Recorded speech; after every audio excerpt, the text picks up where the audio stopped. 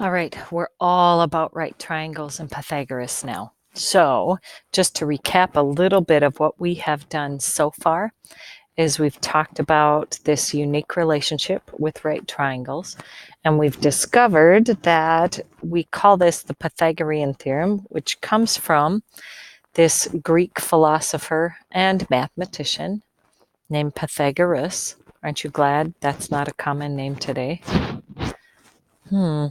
Yeah, I agree. Anyway, he was born in this area called Samos and in the area of what now is Greece, and lived hundreds of years ago, even BC.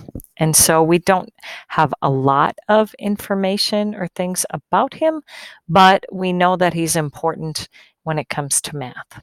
So what I want you to do right now is take out the packet that you've got.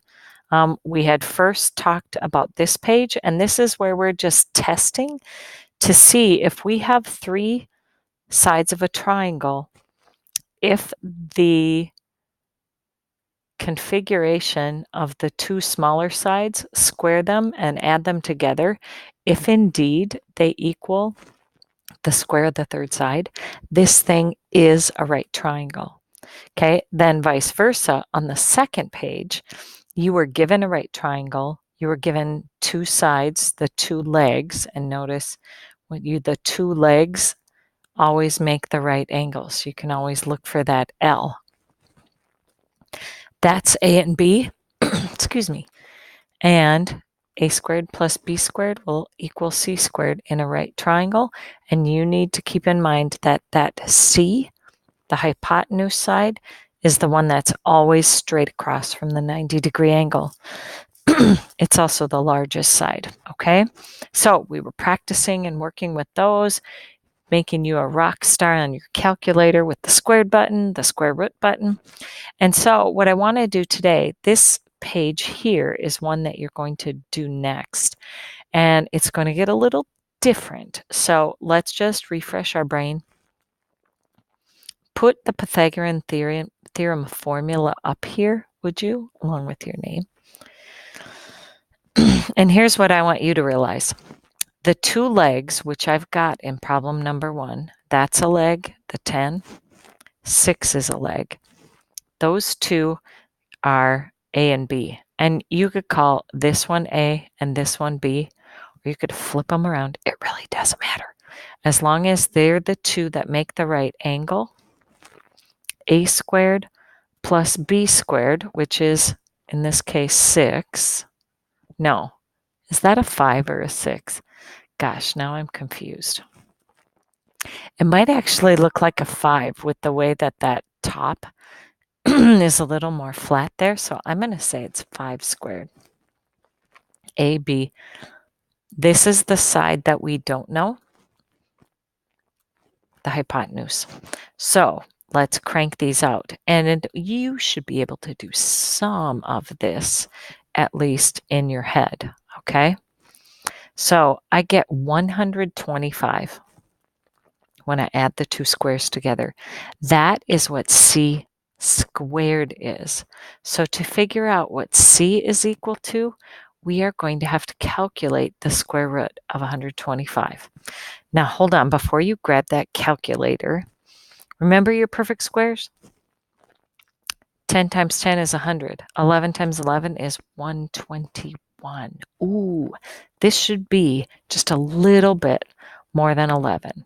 So when you go to grab that calculator, and you are going to say, all right, what is the square root of 125?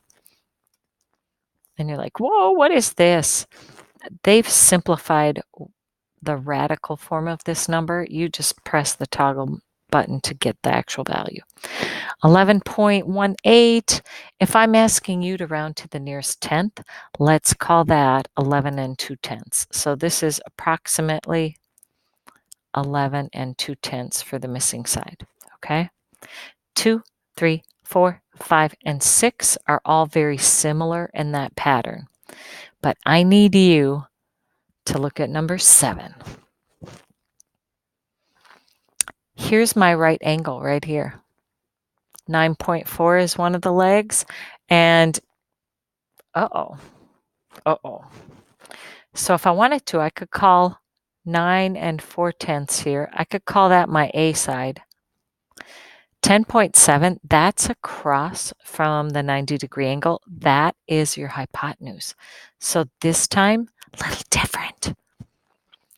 We are looking for B, which is one of the legs. So and I'm just going to write the formula again here. I have one of the legs, 9.4. The 10.7 is the hypotenuse. That goes over here. And guess what? I don't know what B squared is. So let's proceed. Don't have a panic. We are going to grab that calculator and say, all right, 9 4/10 when I square it. I know it's got to be more than 81 because 9 squared is 81. 10 squared is 100. So somewhere between 81 and 100. Okay, 88 3600ths. I got to write this down.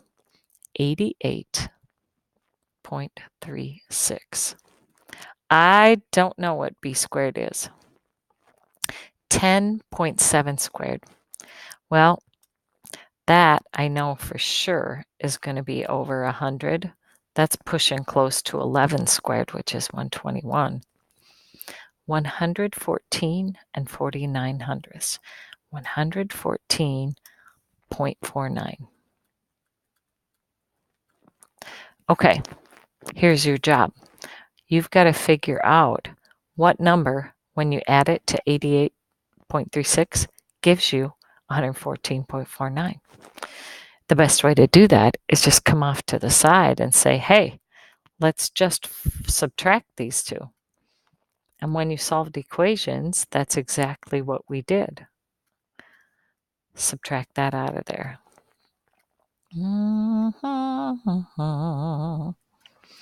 26 1300. So B squared equals 26 1300ths.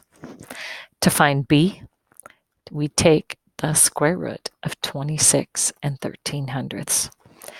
I know before I even touch the calculator that is a little bit more than 5. The square root of 25 is exactly 5. So 26 1300ths. I'm going to take the square root of 26 1300ths. There we go. We're rounding to the nearest tenth, so call this 5.1. 5.1, 5 1/10. That is the length of this side right there. So notice now, it's not just always square, square, add them up, take the square root. Square, square it, add them up, take the square root. Square it, add them up, take the square root. Now you have to pay attention. Do I have both legs, or do I actually have a hypotenuse? Here you have another hypotenuse. This is C. These guys call A and B. It doesn't matter which way you do it, as long as you know this is the C side. On number 9, that's the C side. Number 10, that one's C. 11, 3.4 is C. And finally on 12, that one is C. Your job is now to pay attention. Is this going to be an adding problem? In other words, where I have both legs, so I'm going to add them together and then take the square root after I square both? Or do I actually have the hypotenuse and I'm going to have to subtract because I only have one leg and I'm looking for the other one? Have your calculator handy. You're going to use it a lot today, and watch when you are rounding. Check Schoology for your assignment. Good luck. May the force be with you.